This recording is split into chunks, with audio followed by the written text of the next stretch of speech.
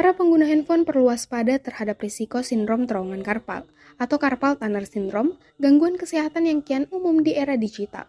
Sindrom ini terjadi akibat penyempitan atau penjepitan saraf median di pergelangan tangan, yang dapat menyebabkan nyeri, kram, dan berkurangnya sensasi pada ibu jari, jari telunjuk, jari tengah, dan setengah dari jari manis. Secara anatomi, terowongan karpal terletak di bagian depan pergelangan tangan dan dibatasi oleh tulang serta ligamen yang tidak fleksibel. Di dalam terowongan ini, terdapat 9 tendon otot dan 1 saraf median. Ketika ruang di dalam terowongan karpal menyempit, struktur di dalamnya mengalami penjepitan, yang menyebabkan berbagai gejala. Penelitian menunjukkan bahwa penggunaan handphone lebih dari 8 jam sehari atau lebih dari 60 menit sekali penggunaan, meningkatkan risiko sindrom terowongan karpal. Nah, bercerita tentang carpal tunnel syndrome, ya jadi mesti kita ketahui secara normal anatomi dari carpal tunnel atau biasa di Indonesia kan sebagai terowongan karpal. Jadi terowongan karpal itu lokasinya di bagian depan dari pergelangan tangan. Secara struktur dia dibatasi oleh tulang tangan atau tulang karpal, dan di atasnya ini di bagian atas dari terowongan karpal itu dibatasi oleh ligamen namanya transfer carpal ligament. Tulang maupun ligamen itu adalah dua struktur yang tidak fleksibel, sehingga apabila terjadi hal yang menyebabkan ruangan di dalam menjadi lebih kecil, maka fleksibilitas struktur yang di dalam terowongan karpal itu akan mengalami penjepitan atau terhimpit. Nah, struktur di dalam ruang karpal itu terdiri dari 9 urat otot atau 9 tendon plus 1 saraf yang disebut sebagai saraf median atau median nerve. Sindrom carpal tunnel atau sindrom terowongan karpal adalah kumpulan gejala yang terjadi apabila terjadi penghimpitan atau penjepitan pada saraf dari median itu. Nah, saraf median itu pada level ini berfungsi untuk memberikan sensasi pada 3 jari, yaitu jari jempol, jari telunjuk, jari tengah, dan setengah dari jari manis.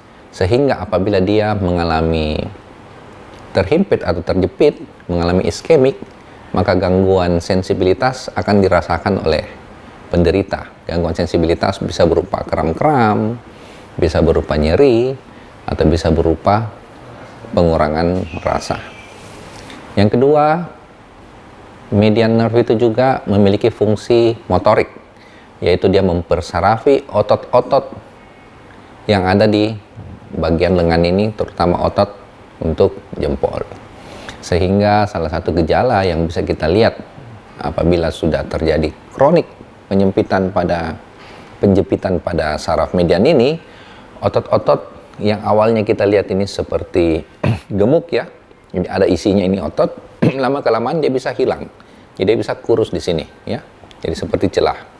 Penelitian di Korea yang diterbitkan sejak 2012 mengungkapkan bahwa kelompok pengguna handphone dengan durasi panjang lebih cepat merasakan nyeri atau kram dibandingkan kelompok yang menggunakan handphone lebih sedikit.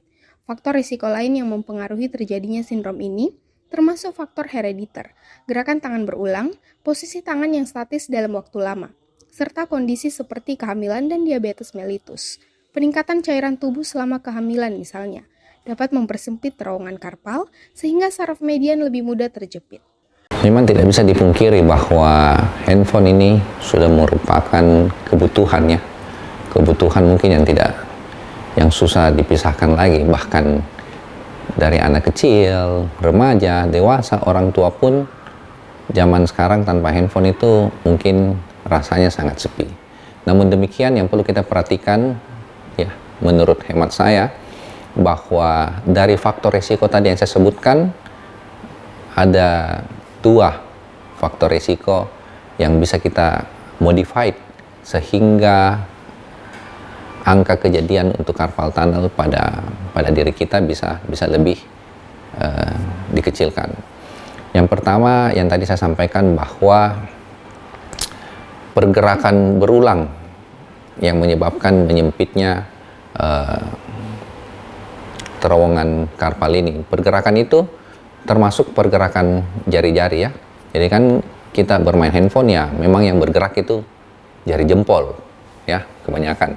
Namun perlu kita ketahui ya jari jempol juga ini merupakan artinya termasuk dalam terowongan karpal, sehingga dia bisa merupakan salah satu pemicu apabila terjadi bengkak pada atau swelling pada selubung tendonnya, itu bisa mengecilkan sedikit ya terowongan karpal itu. Faktor risiko yang bisa dimodified yang berikut adalah posisi tangan ketika kita bermain handphone. Jadi sebenarnya posisi tangan ini bermain handphone sama membaca buku itu sebenarnya mirip-mirip ya. Jadi literatur itu menyampaikan pasien-pasien yang kadang mengeluh sindrom carpal tunnel juga salah satu adalah pasien yang hobi membaca buku ya. Jadi memang posisi tangan ketika kita bermain handphone cenderung agak ke depan.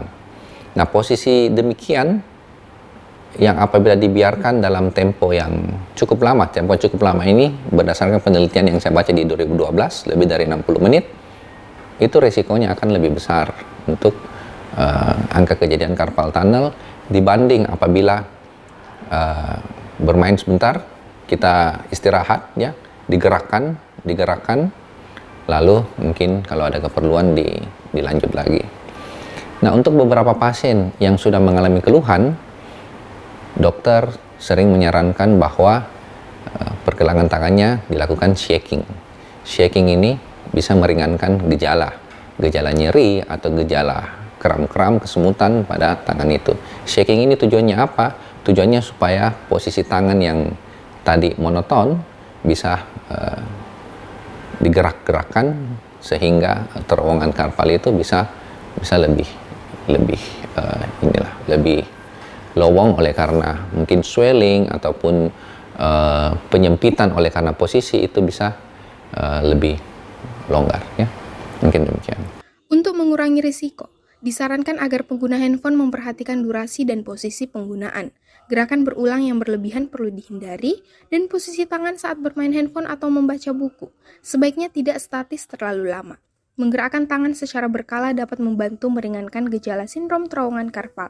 Meskipun handphone kini menjadi bagian tak terpisahkan dari kehidupan sehari-hari, langkah-langkah pencegahan ini penting untuk menjaga kesehatan pergelangan tangan dan menghindari gangguan yang bisa mengurangi kualitas hidup.